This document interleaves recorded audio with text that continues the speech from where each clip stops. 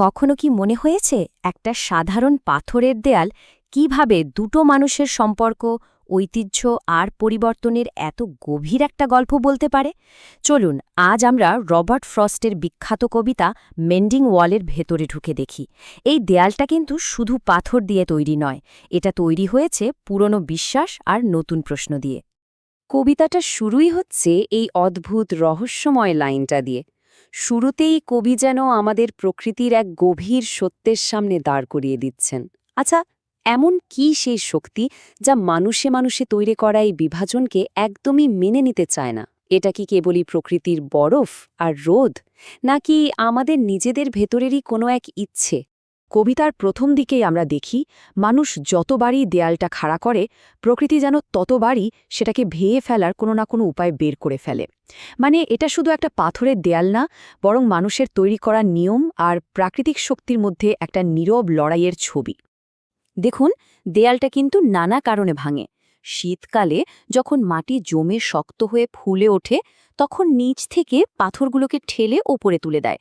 আবার গ্রীষ্মের রোদে ওপরের পাথরগুলো আলগা হয়ে গড়িয়ে পড়ে। এমনকি শিকারীরা যখন খরগোশের পেছনে ছোটে, তারাও কিছু পাথর ফেলে দেয়। কিন্তু আসল রহস্যটা হলো, বেশিরভাগ ফাঁক তৈরি হয় অলক্ষ্যে, যেন কোনো এক অদৃশ্য শক্তি চুপিসারে এই বিভেদের দেয়ালটা ভাঙার কাজ করেই চলেছে। তো একদিকে প্রকৃতি যা ভেঙে দিচ্ছে, অন্যদিকে মানুষ সেটা আবার গড়ছে। প্রতি বছর শীতের শেষে এই ভাঙা দেওয়ালটা সারানোর জন্য দুই প্রতিবেশী একজোট হয়। এটা তাদের জন্য আর শুধু একটা কাজ নয়, বরং একটা বার্ষিক রীতিতে পরিণত হয়েছে। প্রতি বসন্তে কথক তার প্রতিবেশীকে খবর পাঠান। তারপর একটা নির্দিষ্ট দিনে তারা দেয়ালটাকে মাঝখানে রেখে দুই পাশ দিয়ে হেঁটে যান। যার যার দিকের পাথরগুলো তুলে আবার দেয়ালে বসান। কাজটা কিন্তু সহজ নয়। কিছু পাথর রুটির মতো চ্যাপ্টা, কিছু আবার বলের মতো গোল। সেগুলোকে ঠিকঠাক মতো বসানোটা প্রায় একটা জাদুর মতো ব্যাপার। কথকের কাছে তাই পুরো বিষয়টা একটা বাইরের খেলা বা নিয়ম রক্ষার মতো মনে হয়। আর এইখানেই কবিতার আসল দ্বন্দ্বটা পরিষ্কার হতে শুরু করে। একদিকে কথক, যার মনে হাজারটা প্রশ্ন, যিনি সবকিছু যুক্তি দিয়ে বিচার করতে চান, আর অন্যদিকে তার প্রতিবেশী, যিনি পুরনো ঐতিহ্যকে অন্ধভাবে মেনে চলেন। তার কাছে এই দেয়াল মেরামত করাটা একটা খুবই গুরুত্বপূর্ণ দায়িত্ব। এমনকি তাদের জমিও যেন তাদের মানসিকতা প্রতীক। একজনের অ্যাপেল বাগান, যা নতুন চিন্তা প্রতীক, আর অন্যজনের পাইন বন, যা পুরনো এবং সহজে বদলায় না। আর ঠিক এই জায়গা থেকেই কবিতাটা একটা নতুন মোড় নেয়, আরও গভীর হতে শুরু করে। কথক এই বার্ষিক প্রথার কার্যকারিতা নিয়ে প্রশ্ন তুলতে শুরু করেন। তার মনে হতে থাকে, এই দেয়ালের আদৌ কোনো প্রয়োজন আছে কি? কথক খুব সাধারণ কিন্তু দারুণ একটা যুক্তি দিয়ে এই প্রথাটাকে প্রথমবারের মতো সরাসরি চ্যালেঞ্জ করেন। তার জমিতে অ্যাপেল গাছ, প্রতিবেশীর জমিতে পাইন গাছ। তিনি মজা করে বলেন, তার অ্যাপেল গাছ তো আর হেঁটে গিয়ে সীমানা পার হয়ে প্রতিবেশীর পাইন গাছের ফল খেতে যাবে না, তাহলে এই দেয়ালের দরকারটা কি? এই সাধারণ প্রশ্নের আড়ালেই কিন্তু লুকিয়ে আছে দেয়ালের অস্তিত্ব নিয়ে এক গভীর সংশয়। কথকের প্রশ্ন কিন্তু এখানেই থামে না। তিনি প্রতিবেশীর সেই পুরনো বিশ্বাস, ভালো বেড়া ভালো প্রতিবেশী তৈরি করে, এই প্রবাদটাকে চ্যালেঞ্জ করে বসেন। তিনি জানতে চান, ঠিক কী কারণে বা কিভাবে একটা দেয়াল বা বেড়া ভালো প্রতিবেশী তৈরি করতে পারে। কথকের যুক্তি আরও ধারালো হয়। তিনি ভাবেন, দেয়ালের প্রয়োজন তো সেখানে থাকে যেখানে গরু বা অন্য কোনো পশুকে আটকে রাখার দরকার পড়ে। কিন্তু তাদের তো কোনো গরু নেই। তাহলে এই অপ্রয়োজনীয় দেওয়ালটা প্রতি বছর মেরামত করার মানেটা কি? এটা কবিতার অন্যতম শক্তিশালী একটা লাইন। এখানে কথক শুধু পাথরের দেয়ালের কথা বলছেন না, তিনি আসলে সব ধরনের সামাজিক, মানসিক বা আবেগের দেয়ালের কথা বলছেন। মানে যে কোনো বাধা তৈরি করার আগে আমাদের সবারই একবার ভাবা উচিত, আমরা এর মাধ্যমে আসলে কাকে বা কিকে নিজেদের থেকে আলাদা করছি আর কাকে বাইরে ঠেলে দিচ্ছি। তো কথকের এত সব যুক্তি, প্রশ্ন আর রসিকতার জবাবে প্রতিবেশী কি বলেন? মজার ব্যাপার হলো, তিনি কোনো তর্কে না গিয়ে কেবল একটা পুরনো কথাকেই আঁকড়ে ধরে থাকেন।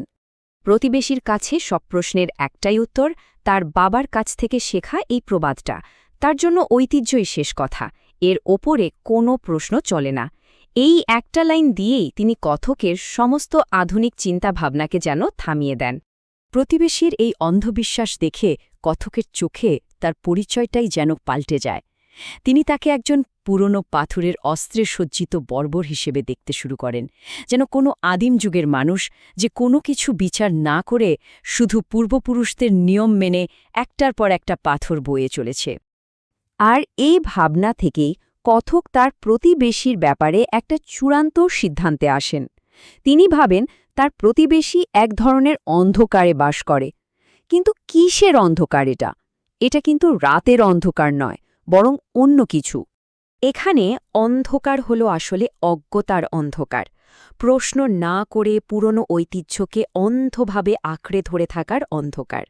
প্রতিবেশী নতুন কিছু ভাবতে ভয় পান, তাই তিনি তার বাবার শেখানো পুরনো বিশ্বাসের নিরাপদ দেয়ালের ভেতরে নিজেকে আটকে রাখতে চান।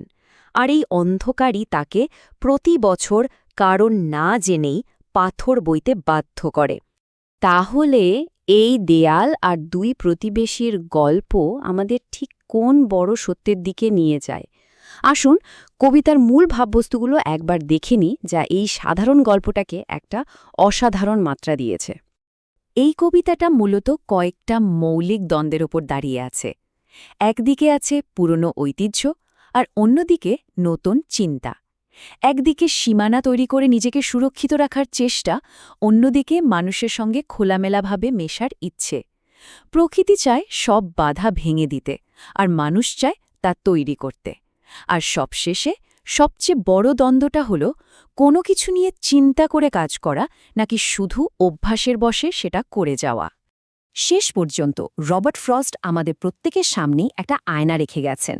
আমাদের জীবনেও হয়তো এমন অনেক অদৃশ্য দেয়াল আছে। সেটা পুরনো অভ্যাস হতে পারে, সামাজিক প্রথা হতে পারে, বা ভিত্তিহীন কোনো ভয় হতে পারে, যা আমরা কোনো প্রশ্ন না করেই প্রতিদিন মেরামত করে চলেছি। এই কবিতাটি আমাদের সেই দেয়ালগুলোর দিকে একবার ফিরে তাকাতে বলে, আর ভাবতে শেখায় এগুলোর কি সত্যিই আর কোনো প্রয়োজন আছে।